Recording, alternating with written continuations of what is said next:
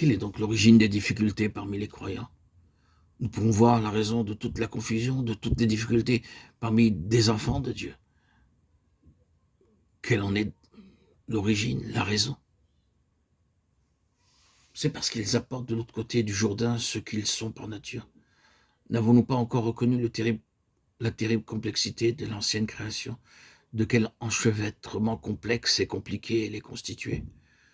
Même si nous étions les plus grands adeptes de l'introspection, même si nous pouvions nous analyser au détail près, nous ne viendrons jamais à bout de cette complexité. Nous parlons de nos motifs et nous disons notre motif était juste. Nous parlons de notre droiture, de nos intentions.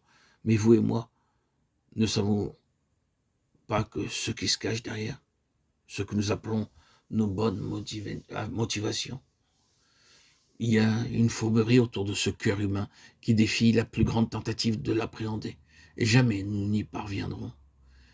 Il appartient à celui qui a les 7 esprits de Dieu avec les 7 yeux, la parfaite perspicacité de voir à travers vous et moi.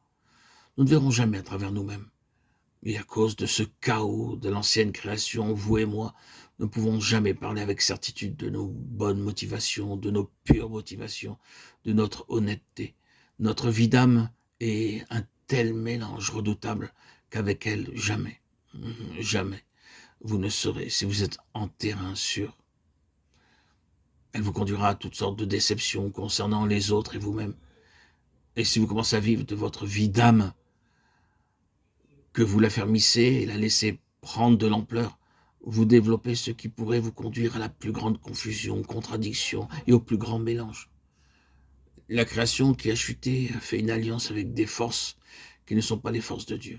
Et vous et moi ne pouvons pas briser le lien entre les deux et résoudre le problème.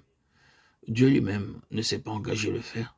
Dieu lui-même n'a pas entrepris de démêler ce réseau de confusion dans cette ancienne création. Dieu ne veut pas travailler comme un grand chirurgien avancé entre cette partie et cette autre partie et séparer le bon du mauvais.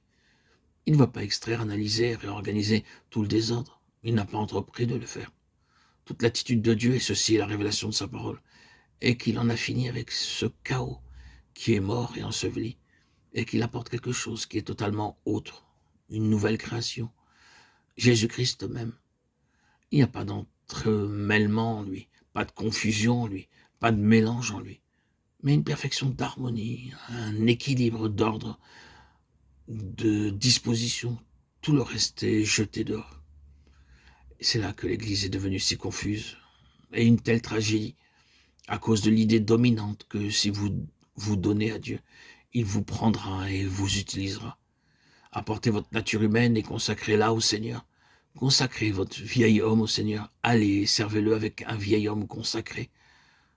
Et ceci est totalement contraire à l'enseignement de la parole de Dieu. Le résultat est que dans l'œuvre de Dieu, dans le monde entier, vous avez des personnes qui servent le Seigneur avec l'énergie, le raisonnement et les sentiments de la chair. Rencontrez-les, contrez-les, frustrez-les et vous ferez face à quelque chose de mauvais. Vous aurez un conflit, une division, un schisme, une dispersion et un grand nombre d'abandons.